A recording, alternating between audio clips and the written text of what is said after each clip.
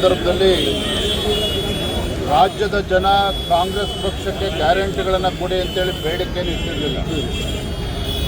ಹೇಗಾದರೂ ಮಾಡಿ ರಾಜ್ಯದಲ್ಲಿ ಅಧಿಕಾರಕ್ಕೆ ಬರಬೇಕು ಅನ್ನುವ ಒಂದು ಹಪಾಹಪಿ ಕಾಂಗ್ರೆಸ್ ಪಕ್ಷಕ್ಕೇನಿತ್ತು. ಸಾಕಷ್ಟು ಭರವಸೆಗಳನ್ನು ಕೊಟ್ಟು ಗ್ಯಾರಂಟಿಗಳನ್ನು ಕೊಟ್ಟು ಅಧಿಕಾರಕ್ಕೆ ಬಂದಿರುವಂಥ ಕಾಂಗ್ರೆಸ್ ಸರ್ಕಾರ 3 ವರ್ಷಗಳ ಕಳೆದ ನಂತರದಲ್ಲಿ ಮೊದಲನೇದಾಗಿ ಇವರು ಯಾವುದೇ ಗ್ಯಾರಂಟಿಗಳು ಸರಿಯಾಗಿ ತಲುಪಿಸ್ತಕ್ಕಂಥ ಕೆಲಸ ಕೂಡ ಮಾಡ್ತಾ ಇಲ್ಲ. 4 ತಿಂಗಳು 5 ತಿಂಗಳು ಗೃಹಲಕ್ಷ್ಮಿ ಯೋಜನೆಗಳನ್ನು ತಡೆ ಹಿಡಿದುಕೊಂಡು ಚುನಾವಣೆ ಬಂದಾಗ ಒಂದು ರೀತಿ ಚುನಾವಣಾ ಲಕ್ಷ್ಮಿ ಆಗಿರುವಂಥದ್ದು ಗೃಹಲಕ್ಷ್ಮಿ. ಇವತ್ತು ವಿದ್ಯಾರ್ಥಿಗಳು ಕೂಡ ಅನ್ಯಾಯ ಮಾಡ್ತಾ ಇದ್ದಾರೆ. ಈಗ ಗ್ಯಾರಂಟಿಗಳಿಂದ ಸರ್ಕಾರಕ್ಕೆ ಆರ್ಥಿಕ ಸಂಕಷ್ಟ ಪೆಟ್ಟು ಬಿದ್ದಂಥ ಸಂದರ್ಭದಲ್ಲಿ ಒಂದೊಂದಾಗಿ ನೆಪಗಳನ್ನು ಒಡ್ಡಿ ಈಗ ಗ್ಯಾರಂಟಿಗಳ ಫಲಾನುಭವಿಗಳು ಏನಿದ್ದಾರೆ ಆ ಸಂಖ್ಯೆಯನ್ನು ಲಕ್ಷ ಸಂಖ್ಯೆಯನ್ನು ಇಳಿಸ್ತಕ್ಕಂಥ ಒಂದು ದುಸ್ಸಾಹಸಕ್ಕೆ ಕಾಂಗ್ರೆಸ್ ಸರ್ಕಾರ ಕೈ ಹಾಕಿರುವಂಥದ್ದು. ಒಂದು ಈ ಸಂದರ್ಭ ಹೇಳ್ತೇನೆ, ಯಾರು ಅದಕ್ಕೆ ಅರ್ಹರಿದ್ದಾರೆ ಕೊಡಬೇಕು ಅನ್ನೋದ್ರ ಬಗ್ಗೆ 2 ಮಾತಿಲ್ಲ.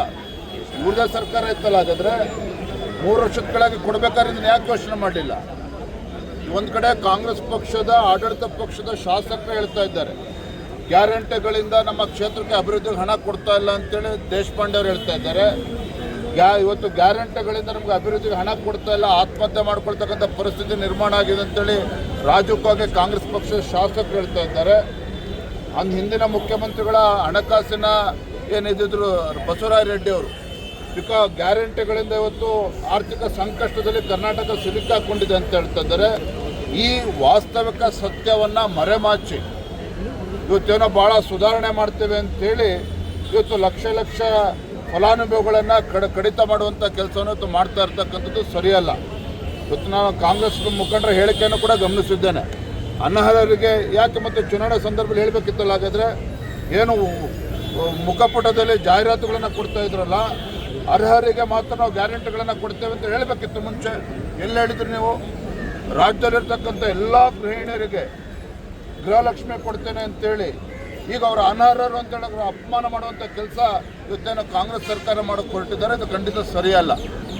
ಚುನಾವಣೆ ಸಂದರ್ಭ ಬಂದಾಗ ಹೇಳುವುದೊಂದು, ಈಗ ಬೇರೆ ಧ್ವನಿಯನ್ನು ಬದಲಾವಣೆ ಮಾಡ್ತಾ ಇರ್ತಕ್ಕಂಥದ್ದು, ಕತ್ತರಿ ಆಗ್ತಕ್ಕಂಥ ಕೆಲಸ ಯೋಜನೆಯನ್ನು ಮಾಡಿಕೊಟ್ಟಿದ್ದಾರೆ. ಇದು ಖಂಡಿತ ಸರಿಯಲ್ಲ. ಬಿಜೆಪಿ ಬೆಂಬಲ ತೀವ್ರತರದ ಹೋರಾಟ ಮಾಡ್ತಾ ಇದೆ. ಒಂದು ಪಾದಯಾತ್ರೆ ಮಾಡೋದು ಕೂಡ JDS ನಿರ್ಧಾರವನ್ನು ಮಾಡ್ತಾ ಇದೆ. ನಿಮ್ಮ ನಿಲುವೇನಾಗಿದೆ? ಭಾರತೀಯ ಜನತಾ ಪಾರ್ಟಿ ನಮ್ಮ ನಿಲುವು ಸ್ಪಷ್ಟವಾಗಿದೆ. ಬಿಡದಿಲಿರ್ತಕ್ಕಂಥ ರೈತರ ಸಮಸ್ಯೆ ಇರ್ಬೋದು, ರಾಜ್ಯದಲ್ಲಿ ಎಲ್ಲೇ ರೈತರ ಸಮಸ್ಯೆ ಇದ್ದಾಗೂ ಕೂಡ ಭಾರತೀಯ ಜನತಾ ಪಾರ್ಟಿ ರೈತರ ಪರವಾಗಿ ಇರ್ತದೆ. ಹಾಗಾಗಿ ಬಿಡದಿನಲ್ಲೂ ಕೂಡ ಒತ್ತಾಯಪೂರ್ವಕವಾಗಿ ರೈತರ ಜಮೀನನ್ನು ಕಸ್ಕೊಳ್ಳೋದಕ್ಕೆ ಇವತ್ತೇನೋ ರಾಜ್ಯ ಸರ್ಕಾರ ಹೊರಟಿದೆ. ಸ್ವತಃ ಮುಖ್ಯಮಂತ್ರಿಗಳು ಇದ್ರ ಬಗ್ಗೆ ಆಸಕ್ತಿ ವಹಿಸಿರ್ತಕ್ಕಂಥದ್ದು. ಇವತ್ತು ಒಳ್ಳೆ ಆಡಳಿತ ನೀಡ್ತೇವೆ ಅಂಥೇಳಿ ರೈತರನ್ನು ಒಕ್ಕಲೆಬ್ಬಿಸ್ತಕ್ಕಂಥ ಕೆಲಸ ಮಾಡೋದಕ್ಕೆ ಏನು ಸರ್ಕಾರ ಹೊರಟಿದೆ, ಇದು ಅಕ್ಷಮ್ಯ ಅಪರಾಧ.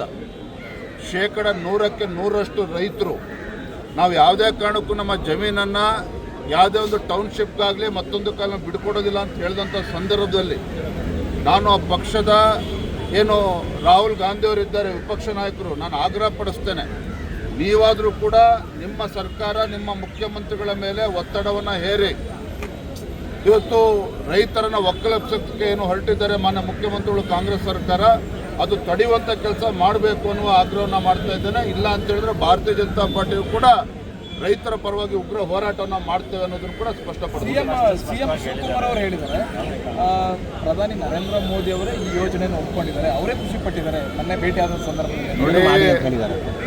ಪ್ರಧಾನಮಂತ್ರಿಗಳ ಹೆಸರು ಹೇಳಿಕೊಂಡು ಇಲ್ಲಿ ದಲ್ಲಾಳಿತನ ಮಾಡೋದಕ್ಕೇನು ಕಾಂಗ್ರೆಸ್ ಸರ್ಕಾರ ಹೊರಟಿದೆ, ಇದು ಭಾರತೀಯ ಜನತಾ ಪಾರ್ಟಿ ಬಿಡೋದಿಲ್ಲ. ರೈತರ ವಿಶ್ವಾಸಕ್ಕೆ ಏನು ಹೇಳ್ತದೆ, KDB ರೂಲ್ಸ್ ಏನು ಹೇಳ್ತದೆ, 70-80% ರೈತರು ಒಪ್ಪಿಗೆ ಕೊಟ್ಟ ಮೇಲೆ ಭೂ ಸ್ವಾಧೀನ ಮಾಡಬೇಕಾಗಿರ್ತಕ್ಕಂಥದ್ದು. ಇವತ್ತು ಬಿಡದಿ ವಿಚಾರದಲ್ಲಿ 100% ರೈತರು ಇದ್ರ ವಿರುದ್ಧ ಇದ್ದಾರೆ ಅನ್ನುವ ಮಾಹಿತಿ ಬರ್ತಾ ಇದ್ರು ಸಹ ಇವತ್ತು ಒತ್ತಾಯಪೂರ್ವಕವಾಗಿ ರೈತರ ಮೇಲೆ ಇವತ್ತು ಹೇರೋದಕ್ಕೆ ಹೊರಟಿದ್ದಾರೆ. ಇದು ಖಂಡಿತ ಸರಿಯಲ್ಲ.